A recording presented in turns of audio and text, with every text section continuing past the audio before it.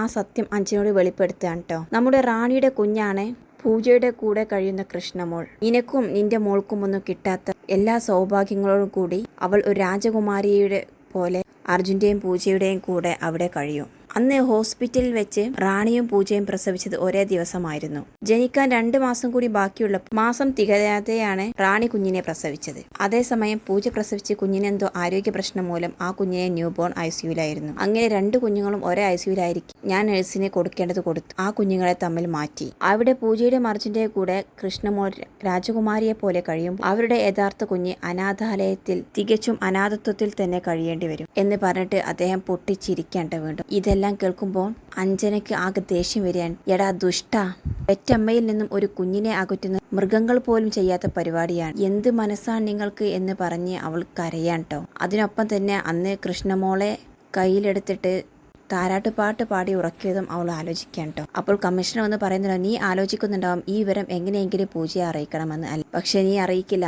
നീ എങ്ങാനും ഇത് പുറത്തറിയിച്ചാൽ ആ നിമിഷം ആ കുഞ്ഞുങ്ങളെ ഞാൻ കൊല്ലും. അതിനുള്ള വഴിയൊക്കെ എനിക്ക് മുൻപിലുണ്ട് എന്ന് പറയാൻ. ഇത് കേട്ടതും അഞ്ജന ആകെ ഷോക്കാവാണ്. അവൾ അവിടെ ഇരുന്ന് പൊട്ടിക്കരയാൻ കേട്ടോ. ഇത് കണ്ട് ചിരിച്ച് അട്ടഹസിച്ചുകൊണ്ട് കമ്മീഷണർ അവിടെ നിന്നും പോവാൻ കേട്ടോ. ഏറെ നേരെ കരഞ്ഞ ശേഷം അഞ്ജന എന്തൊക്കെയോ മനസ്സിൽ തീരുമാനിച്ചുറപ്പിച്ച് മുഖം മെല്ലെ ഉയർത്തി നോക്കുന്നുണ്ട്. പിന്നീട് കാണിക്കുന്ന സ്നേഹസദനമാണ്. അവിടെ ആണ്ടവൻ പ്രിയയും സ്വാതിയെയും കൊണ്ടുവന്ന് ഇറക്കാൻ. ഇനി ഞാൻ വേഗം പോവുകയാണ്, നിങ്ങൾ ഇവിടെ ഇറങ്ങി, നിങ്ങൾ എന്താന്ന് വെച്ചാൽ ചെയ്തോ എന്ന് പറഞ്ഞിട്ട് അവരെ ഇറക്കിയിട്ട് ആണ്ടവൻ വണ്ടിയെടുത്ത് അവിടെ നിന്ന് രക്ഷപ്പെടുകയാണ് കേട്ടോ. ആ സമയം അദ്ദേഹം പോയത് സ്വാതിയും പ്രിയയും നോക്കി നിൽക്കുകയാണ്. അപ്പോഴാണ് വിശ്വനാഥ് സാർ മുറ്റത്തേക്ക് വരുന്നത്. കുഞ്ഞിനെ കണ്ടതും അദ്ദേഹം ഓടി ഇറങ്ങിയിട്ട് കുഞ്ഞിനെ ഇങ്ങത്താ എന്ന് പറഞ്ഞ് സ്വാതിയുടെ കയ്യിൽ നിന്ന് കുഞ്ഞിനെ വാങ്ങാൻ കേട്ടോ. ഇത് കണ്ടു നിൽക്കുന്ന പ്രിയ എന്ത് പറയണമെന്ന് ആലോചിക്കാൻ. പെട്ടെന്ന് അവൾ പറയും, അയ്യോ അച്ഛാ, ഞാനാണ് ഈ സ്വാതിയിൽ നിന്ന് കുഞ്ഞിനെ രക്ഷപ്പെടുത്തി കൊണ്ടുവന്നത്. ഈ സ്വാതിയാണ് നമ്മുടെ രാധമോൾ തട്ടിക്കൊണ്ടു പോയത്. എല്ലാം കേട്ട് നിൽക്കുന്ന സ്വാതി പറയും, അയ്യോ സർ, പ്രിയ പറയുന്നത് വിശ്വസിക്കരുത്. പ്രിയ പറഞ്ഞിട്ടാണ് ഞാൻ ഈ കുഞ്ഞിനെ ഇവിടെ നിന്ന് കൊണ്ടുപോയത്.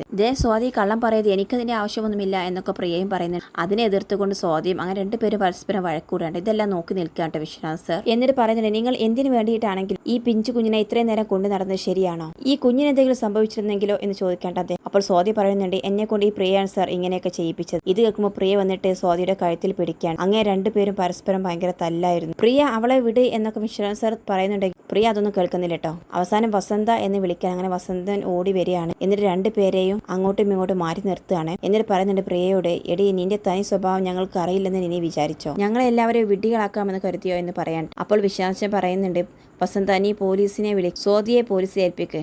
SIയോട് ചെന്ന് ഞാൻ കംപ്ലൈന്റ് പറയാം. പ്രിയ തൽക്കാലം ഇവിടെ നിൽക്കട്ടെ എന്ന് പറയാൻ. ഇത് കേൾക്കുമ്പോൾ പ്രിയ ഉള്ളിൽ ചിരിക്കുകയാണ്. അപ്പോൾ സ്വാതി പറയുന്നുണ്ട്, എടി നീ രക്ഷപ്പെട്ടെന്ന് കരുതേണ്ടടി. അപ്പോഴേക്കും വസന്തൻ വന്നിട്ട് സ്വാതിയെ പിടിച്ചിട്ട് പോലീസ് സ്റ്റേഷനിലേക്ക് കൊണ്ടുപോകാൻ കേട്ടോ. ഇതെല്ലാം നോക്കി നിന്ന് പ്രിയ ചിരിക്കുകയാണ്. ശേഷം വിശ്വനാഥ് സാറ് പ്രിയയെ വിളിച്ച് അകത്തേക്ക് പോവാൻ കേട്ടോ. പിന്നീട് കാണിക്കുന്നത് ആണ്ടവൻ തിരികെ പോകുന്ന കാർ ഫോളോ ചെയ്ത് SP സംഘവും പിന്നാലെ തന്നെ പോവുകയാണ്. അങ്ങനെ ആണ്ടവന്റെ കാർ ബ്ലോക്ക് ചെയ്തുകൊണ്ട് SP അതിൽ നിന്ന് ഇറങ്ങാൻ കേട്ടോ. ഇത് കണ്ട് ആണ്ടവൻ ഇറങ്ങി ഓടുകയാണ്. ഏറെ ദൂരം പിന്നാലെ ഓടി അവനെ പിടികൂടുകയാണ് കേട്ടോ കിരൺ. എന്നിട്ട് നന്നായിട്ട് ഇടിക്കുന്നുണ്ട്. കുറെ നാളായി ഞങ്ങളെ നീ വട്ടം ചുറ്റിക്കുന്നു. കമ്മീഷണർക്ക് സകലത്തിനും ചുക്കാൻ പിടിക്കുന്ന താനാണെന്ന് ഞങ്ങൾക്കറിയാം. ശക്തമായിട്ടുള്ള തെളിവില്ലാതെ കമ്മീഷണറെ ഞങ്ങൾക്ക് അകത്താക്കാൻ കഴിയില്ലല്ലോ. അതുകൊണ്ട് തനിക്ക് അറിയാവുന്നതെല്ലാം നീ പറയണം എന്ന് പറയുമ്പോൾ ആണ്ടവൻ പറയുന്നുണ്ട്, എനിക്കൊന്നും അറിയാം. അപ്പോൾ വീണ്ടും കിരൺ നന്നായിട്ട് കൊടുക്കുന്നുണ്ട് കേട്ടോ അദ്ദേഹത്തിന്. അവസാനം ആണ്ടവൻ എല്ലാം പറയാമെന്ന് സമ്മതിക്കുകയാണ്. അതെല്ലാം കിരൺ വീഡിയോ എടുക്കാൻ. നീയും കമ്മീഷണർ കൂടി അർജുനെയും കുടുംബത്തെ എന്തെല്ലാം ചെയ്തു എന്ന് പറയടാ എന്ന് പറയാണ്. അങ്ങനെ എല്ലാ കാര്യങ്ങളും ആണ്ടവൻ വെട്ടി തുറന്ന് പറയാൻ കേട്ടോ. എല്ലാം കേട്ട് കഴിഞ്ഞ ശേഷം SP ചോദിച്ചു, നീയൊക്കെ ഒരു മനുഷ്യരാണോടാ? എന്തായാലും നീ സെൻസർ ചെയ്തിട്ടാണ് പറഞ്ഞത് എനിക്കറിയാം. ഇക്കാലത്തിന് ഇത് മതി. ബാക്കി നിന്റെ നാവിൽ നിന്ന് തന്നെ ഞങ്ങൾ എടുത്തോളാം. നിന്റെ ആ കൂട്ടുപ്രതി സ്വാതിയെ ഞങ്ങൾ കസ്റ്റഡിയിൽ എടുത്തിട്ടുണ്ട് എന്ന് പറഞ്ഞ് അദ്ദേഹത്തിനെ വണ്ടിയിൽ കയറ്റാൻ കേട്ടോ. ശേഷം കിരൺ അർജുനെ വിളിക്കുകയാണ്.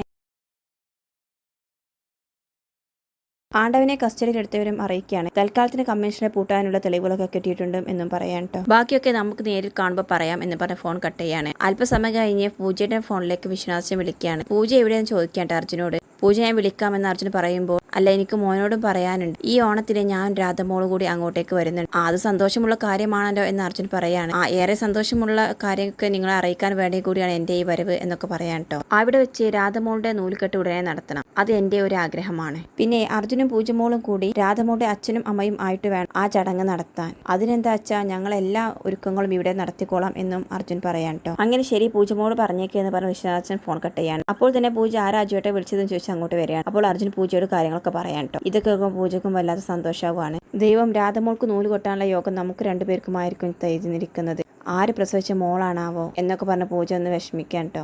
അപ്പോൾ അർജുൻ പറയുന്നത് ആരുടെ മോളായാൽ അതിനുള്ള വിധി ദൈവം നമുക്ക് തന്നെയാണ് തന്നത് എന്ന് പറയാൻ കേട്ടോ. അല്ലെങ്കിൽ ഇത്രയും തങ്കം കൂടം പോയിരിക്കുന്ന മോളെ ആരെങ്കിലും ഉപേക്ഷിച്ച് കളയുമോ? പിന്നീട് കാണിക്കുന്നത് പൂജയും അർജുനും ആ ഫാമിലിയിലെ എല്ലാവരും കൂടി കൂടിയിരുന്ന് ചർച്ച ചെയ്യാൻ. പൂജ പറയുന്നുണ്ട് ഇനി അഞ്ജനാമ്മയുടെ കമ്മീഷനുടെ കാര്യം ആരും ഇവിടെ സംസാരിക്കും, എല്ലാം ഇവിടെ അവസാനിക്കട്ടെ. ഇനി കമ്മീഷനെ കൊണ്ട് ഒരു ഉപദ്രവം നമുക്കുണ്ടാകില്ല എന്ന് അഞ്ജനാമ്മ വാക്ക് തന്നിട്ടുണ്ട്. ഒന്നും കാണാതെ ഒരിക്കലും അഞ്ജനാമ്മ അങ്ങനെ പറയില്ല എന്നൊക്കെ പറയാൻ കേട്ടോ. അപ്പോൾ അർജുൻ പറയുന്നുണ്ട് പൂജ പറഞ്ഞൊരു കാര്യമുണ്ടാകും, ഈ പ്രിയ കാരണവും നമ്മൾ ഒരുപാട് ദുരിതം അനുഭവിച്ചു, ഇനി അതൊന്നും വേണ്ട, എല്ലാത്തിനും ഒരു അവസാനമുണ്ടായി. ഇനിയെങ്കിലും നമ്മുടെ കുടുംബത്തിൽ ഇങ്ങനത്തെ പ്രശ്നങ്ങളൊന്നും ഇല്ലാതെ നമുക്ക് സന്തോഷമായിട്ട് ജീവിക്കണം. മാധുരി പറഞ്ഞത് അഞ്ജനയും റാണിയും ഒക്കെ ഈ ഭൂമിയിൽ ജീവിച്ചിരിപ്പുണ്ട് എന്ന യാഥാർത്ഥ്യം നമ്മളെ ബോധിപ്പിക്കാൻ വേണ്ടിയിട്ടാവും ദൈവം നമ്മളെ ഇങ്ങനെയൊക്കെ ഇത്രയും കൂടുതൽ പരീക്ഷിച്ചത്. അപ്പോൾ പൂജയും പറയുന്നുണ്ട് അതെ അമ്മേ, ഒരു കാര്യം ചിന്തിച്ചാൽ അച്ഛനും അച്ഛമ്മയും അഞ്ജനാമ്മയും എല്ലാം തെറ്റുകാർ തന്നെയാണ്. ഒരു കാര്യത്തെങ്കിൽ ഇതിനെല്ലാം ഒരു ഒത്തുതീർപ്പുണ്ടാക്കിയിരുന്നെങ്കിൽ ഒരിക്കലും ഇത്രയും പേർ ക്രൂശിക്കപ്പെടില്ലായിരുന്നു. അപ്പോൾ അച്ഛമ്മ പറയുന്നുണ്ട് എല്ലാം എന്റെ വാശിയായിരുന്നു മോളെ, ഞാൻ എന്ത് തീരുമാനിച്ചാലും അത് അംഗീകരിക്കാനും നടത്തിത്തരാനും ആളുണ്ടായിരുന്നു. അതുകൊണ്ട് തന്നെ ഞാൻ എടുക്കുന്ന തീരുമാനത്തിൽ തെറ്റും ശരിയും ആരും എനിക്ക് മനസ്സിലാക്കി തന്നതുമില്ല. മാധുരി പറയുന്നുണ്ട് പ്രിയ എന്തെങ്കിലും പ്രശ്നമുണ്ടാക്കുമോ എന്നാണ് എന്റെ പേടി. പൂജ പറയുന്നുണ്ട് ഇല്ല അമ്മേ,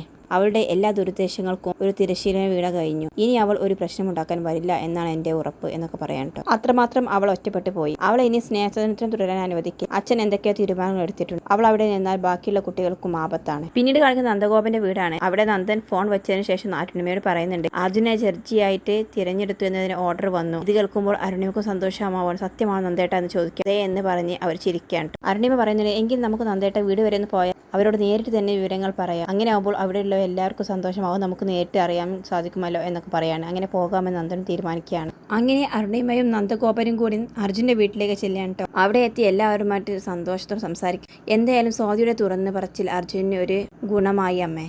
പലരുടെയും ഫോൺ വിളികളും കുത്തിയുള്ള സംസാരവും അവസാനിച്ചു. അതെ, ഇതെല്ലാം പറയുന്നവർക്ക് പറയാം, ഇതെല്ലാം ബാധിക്കുന്ന അവന്റെ പ്രൊഫഷനെ അല്ലേ എന്ന് മാധുര്യം പറയാൻ. അപ്പോൾ നന്ദൻ പറയുന്നുണ്ട് അർജുന്റെ പ്രൊമോഷനെ ഒന്നും സംഭവിച്ചിട്ടില്ല, എല്ലാവരെയും സന്തോഷിപ്പിക്കുന്ന ഒരു സന്തോഷ വാർത്തയുമായിട്ടാണ് ഞങ്ങൾ വന്നിരിക്കുന്നത്. അങ്ങനെ അർജുനെയും പൂജയും താഴേക്ക് വിളിക്കാൻ പറയാൻ. അങ്ങനെ അവർ രണ്ടുപേരും താഴേക്ക് വരികയാണ്.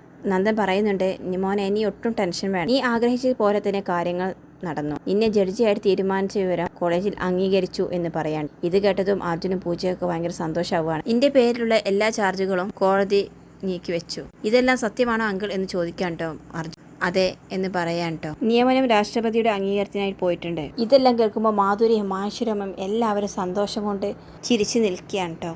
അങ്ങനെ അടുത്ത ദിവസം തന്നെ രാധമോളുടെ നൂലുകെട്ടിനായിട്ടുള്ള ഒരുക്കങ്ങൾ നടക്കുകയാണ് കേട്ടോ. വീട്ടില് എല്ലാവരും ഭയങ്കര തിരക്കിലാണ്. വീടൊക്കെ അലങ്കരിക്കുകയൊക്കെ ചെയ്തിട്ടോ. എന്നിട്ട് അവർ വിശ്വനാഥന്റെ വരവിന് വേണ്ടിയിട്ട് കാത്തു നിൽക്കുകയാണ്. അങ്ങനെ വിശ്വനാഥൻ സാറും വസന്തനും കുട്ടികളും ഒത്ത് രാധമോളുമായിട്ട് അവിടെ എത്തുകയാണ് കേട്ടോ. രാധമോളെ കണ്ട ഉടൻ തന്നെ മോളെ എന്ന് വിളിച്ചുകൊണ്ട് പൂജ അവളെ വാരിയെടുക്കുകയാണ്. എന്നിട്ട് കൃഷ്ണമോളെയും കൊണ്ട് താഴേക്ക് വരികയാണ്. അങ്ങനെ രണ്ട് മക്കളെയും ഒന്നിച്ചിരുത്തുകയാണ് കേട്ടോ. അർജുനും പൂജയും നൂലുകെട്ട് ചടങ്ങിന് വേണ്ടി ഇരിക്കുമ്പോൾ അർജുന്റെ മടിയിൽ കൃഷ്ണമോളും പൂജയുടെ മടിയിൽ രാധമോളുമാണ് ഇരിക്കുന്നത്. അങ്ങനെ അവർ വളരെ സന്തോഷത്തിൽ തന്നെ പൂജ രാധമോൾക്ക് നൂലുകെട്ടാണ്. ഒപ്പം അച്ഛന്റെ സ്ഥാനത്ത് നിന്നും ചെയ്യേണ്ട എല്ലാ കർമ്മങ്ങളും അർജുനും ചെയ്തു കൊടുക്കുകയാണ് കേട്ടോ. ഇതെല്ലാം സന്തോഷത്തോടു കൂടി ആ വീട്ടുകാരെല്ലാവരും കണ്ടു നിൽക്കുകയാണ്.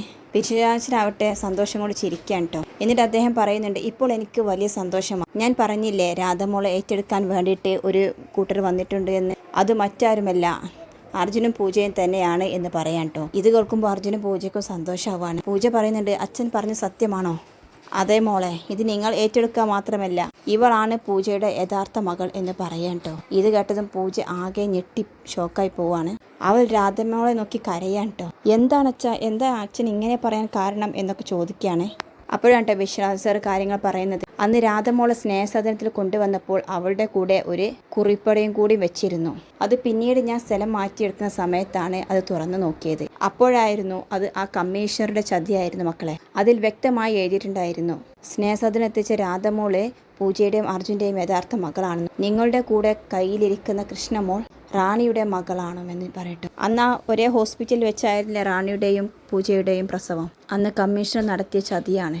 അപ്പോൾ ഇതാണല്ലേ ആ വലിയ രഹസ്യം എന്ന് കമ്മീഷണർ പറഞ്ഞത് എന്ന് അർജുന ആലോചിക്കാൻ കേട്ടോ. പൂജ കരഞ്ഞുകൊണ്ട് കുഞ്ഞിനെ ഉമ്മ വെക്കുകയാണ്. എൻ്റെ പൊന്നുമോളെ, അജുവേട്ടാ, ഞാൻ എപ്പോഴും പറയാറില്ല എനിക്ക് രാധമോളോട് എന്തോ ഒരു അടുപ്പം തോന്നുന്നുണ്ട്. കൃഷ്ണമോളെപ്പോലെ തന്നെയാണ് എനിക്ക് അവളോട് സ്നേഹം എല്ലാം ഞാൻ പറഞ്ഞിരുന്നില്ലേ, അത് ഇതുകൊണ്ടായിരിക്കും, ഈശ്വരനായിട്ടാണ് എന്നെ കൊണ്ട് ഇങ്ങനെയൊക്കെ തോന്നിപ്പിച്ചത് എന്നൊക്കെ പറയാൻ കേട്ടോ. എന്നിട്ട് രാധമോളെ വാരി എടുത്തുകൊണ്ട് ഉമ്മ വെക്കുകയാണ്. ഇപ്പോൾ അജുവേട്ട നമ്മൾ ആഗ്രഹിച്ചതുപോലെ രണ്ട് മക്കളാണ് നമുക്ക്, കൃഷ്ണമോളും രാധമോളും.